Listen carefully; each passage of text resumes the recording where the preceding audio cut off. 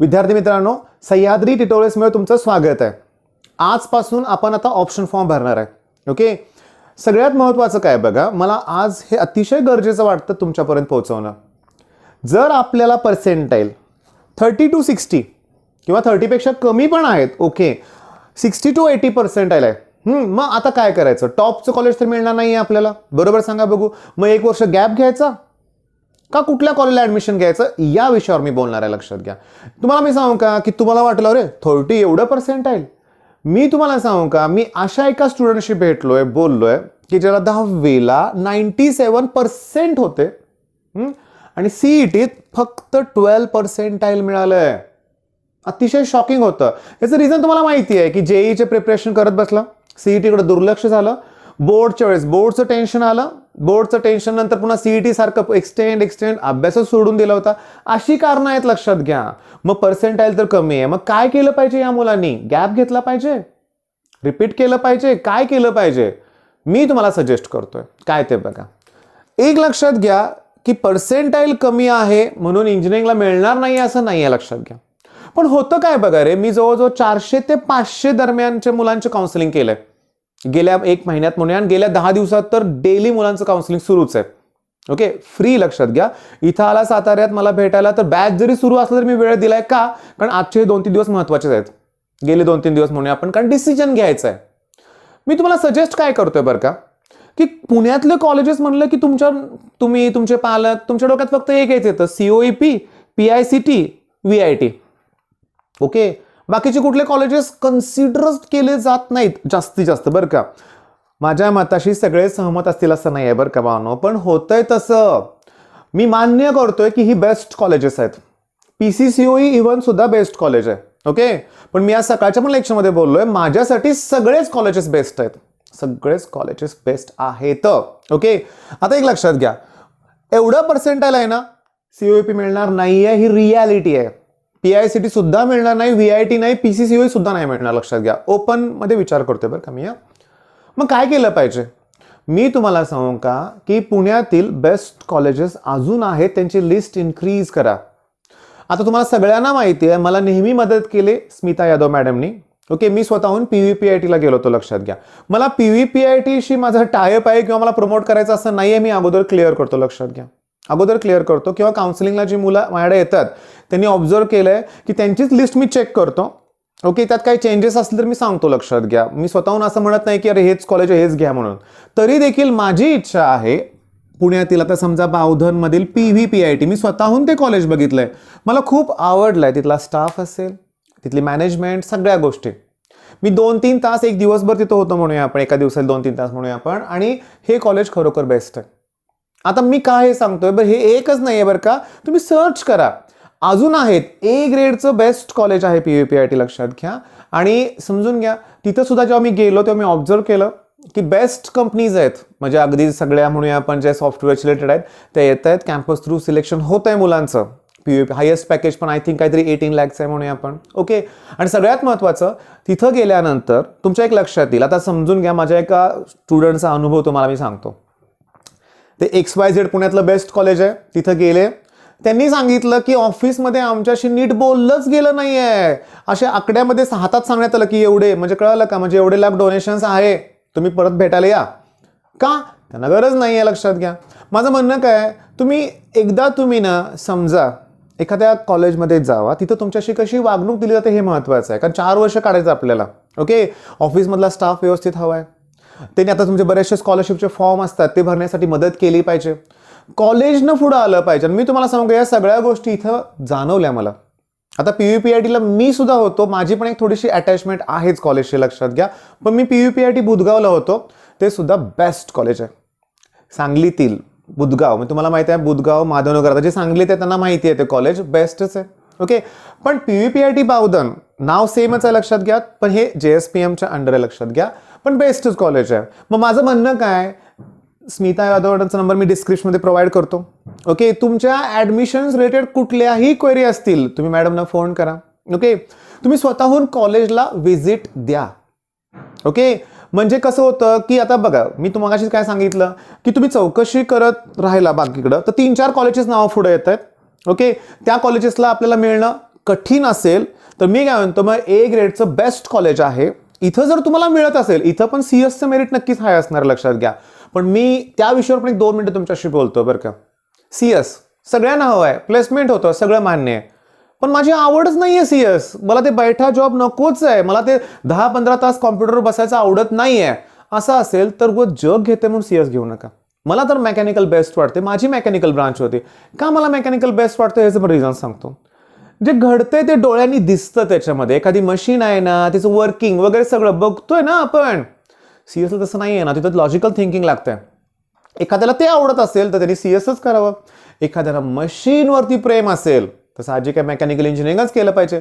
Construction, माझ्या मुलाला civil आवडतं, ठीक आहे, मी त्याला बिलकुल ना, मी असं म्हणणार नाही त्याला अरे कशाला सिव्हिल घेतोय, सिव्हिलला कुठं पॅकेजेस आहेत, सीएस कर.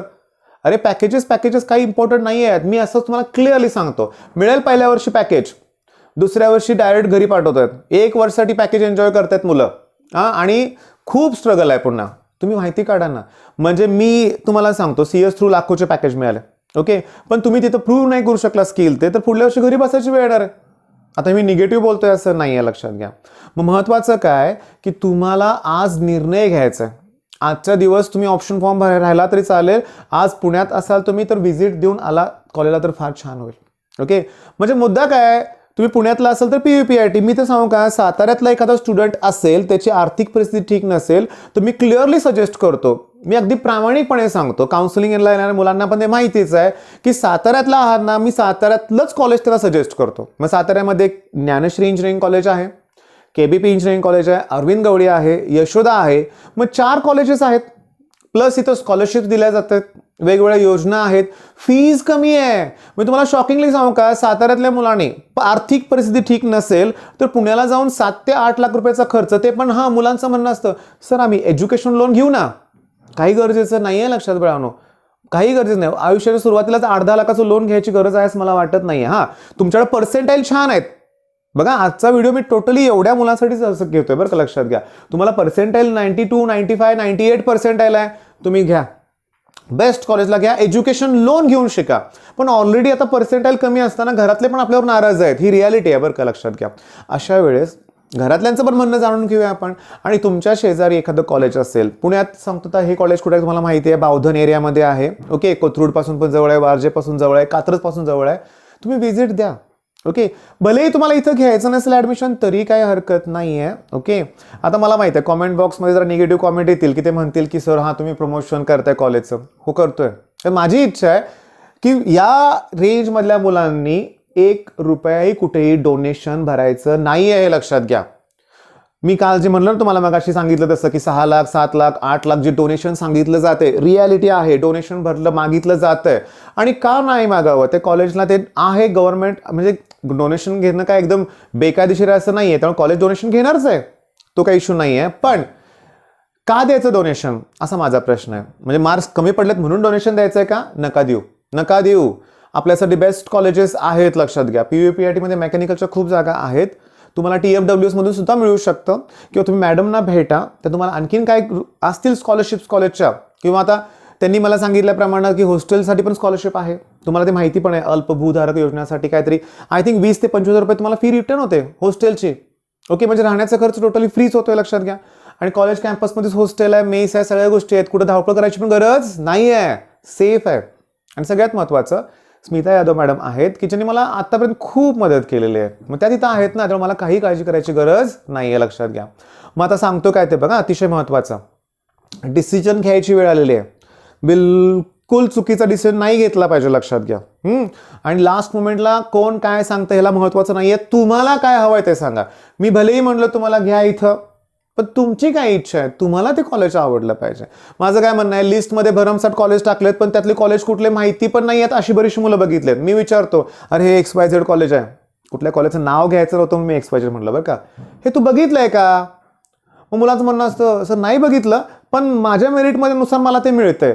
अरे असं नाही आहे, पुन्हा 4 वर्ष तिथं काढायच्यात, लक्षात घ्या. तिथला तो कॅम्पस असेल, बऱ्याचशा गोष्टी असतील, तुम्हाला ते आवडलं पाहिजे, तिथं मन रमलंच पाहिजे, लक्षात घ्या. नाही तर रोज वाटणार अरे हे कसलं कॉलेज आहे, इथं नाही घ्यायला पाहिजे, मी चूक झाली माझ्याकडून, असं व्हायला नको.